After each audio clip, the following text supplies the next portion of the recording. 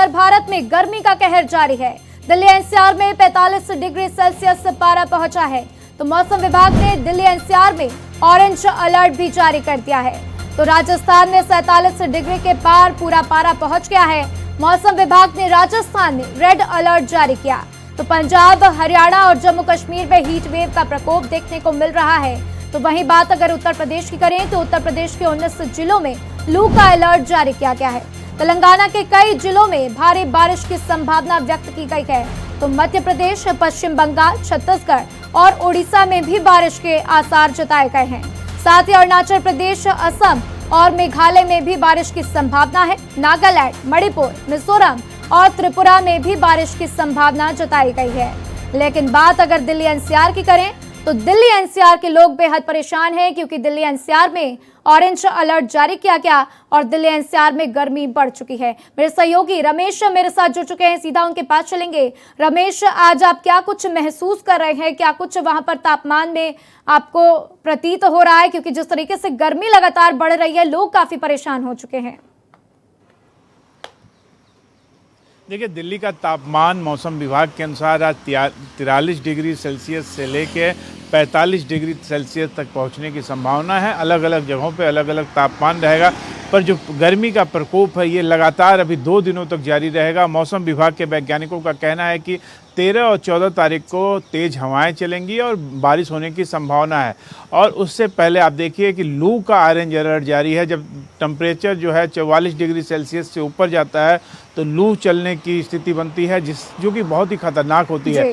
मौसम विभाग के वैज्ञानिकों का कहना है कि ऐसी स्थिति में घर से बाहर नहीं निकलना चाहिए जब तक कि बहुत ज़रूरी ना हो, और अगर आप बाहर निकलते भी हैं तो सीधा धूप आप पे ना पड़े, इसलिए सर पे कोई ना कोई कपड़ा रहना चाहिए, चाहे दुपट्टा हो चाहे गमछा हो, पूरा सर ढका होना चाहिए, क्योंकि ऐसी स्थिति में तमाम तरह की दिक्कतें हो सकती हैं। डिहाइड्रेशन की प्रॉब्लम हो सकती है, चक्कर आके आदमी गिर सकता है, ब्रेन हैमरेज तक की स्थिति बन सकती है।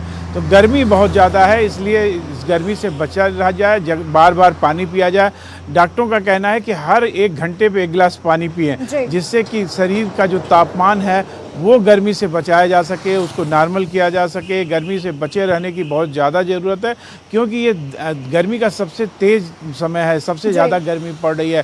रात में भी गर्म हवाएं चल रही हैं, जिससे कि बिना एसी और कूलर के कोई राहत नहीं मिल रही है। तो मौसम विभाग का कहना है कि 2 दिनों तक ये मौसम इसी तरह बना रहेगा।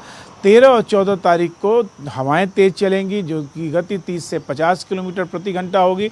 साथ ही साथ बादल रहेंगे और बारिश होगी, जिससे कि आने वाले दिनों में 13 तारीख के बाद कुछ राहत मिलने की संभावना है। बिल्कुल, यानी कि कुल मिलाकर ये समझें कि 13 तारीख तक लोगों को इसी तरीके से परेशानियों का सामना करना पड़ सकता है। लेकिन साथ ही साथ रमेश, जो बाकी सटे हुए राज्य हैं, हरियाणा, राजस्थान, उत्तर प्रदेश, वहां पर क्या कुछ हालात रहेंगे मौसम को लेकर? क्या वहां पर भी कुछ ऐसा ही असर लोगों को देखने को मिलेगा? देखिए, उत्तर प्रदेश के 12 जिलों में लू का ऑरेंज अलर्ट है। लू चल रही है और जिस तरीके से उत्तर प्रदेश में गर्म हवाएं चल रही हैं, 44 डिग्री से ज़्यादा तापमान है। राजस्थान का भी यही हाल है। जिन राज्यों में मानसून पहुंचा है वहां तेज़ बारिश भी हो रही है, चाहे पूर्वोत्तर के राज्य हो, आप चाहे तटीय क्षेत्र देख लीजिए, केरल देख लीजिए, कर्नाटक देख लीजिए, तो यहाँ पे बारिश हो रही है। तेलंगाना में बारिश हो रही है। तो जैसे जैसे मौसम बदलेगा, यानी मानसून जब जहाँ पहुँचेगा और बरसात होगी, तो मानसून के बरसात के बाद ही इस गर्मी से राहत मिलेगी। और वो जो दिल्ली का समय है वो 27 जून से 30 जून के बीच का है। और इस बार जिस तरह से मानसून पहले आया है अन्य राज्यों में, वैसे उम्मीद की जा रही है कि दिल्ली में भी 25 जून तक मानसून पहुंच जाएगा और उसके बाद जो बरसात होगी उससे, तपिश से, गर्मी से, जो आग बरसा रहा है आसमान, उससे राहत मिलने की संभावना है। बिल्कुल रमेश, मेरे साथ जानकारी साझा करने के लिए आपका शुक्रिया। तो देखिए, देश के अलग अलग राज्यों में अलग अलग अनुमान लगाया गया है। बात करें अगर दिल्ली एनसीआर की, तो दिल्ली एनसीआर में लोग काफी परेशान रहने वाले हैं और ऐसे में आपको गर्मी से बचाव करना है। तो गर्मी से बचाव करने के लिए आप खीरा, तरबूज, खरबूजे का सेवन करें, साथ ही साथ ज्यादा से ज्यादा पानी का भी सेवन करें।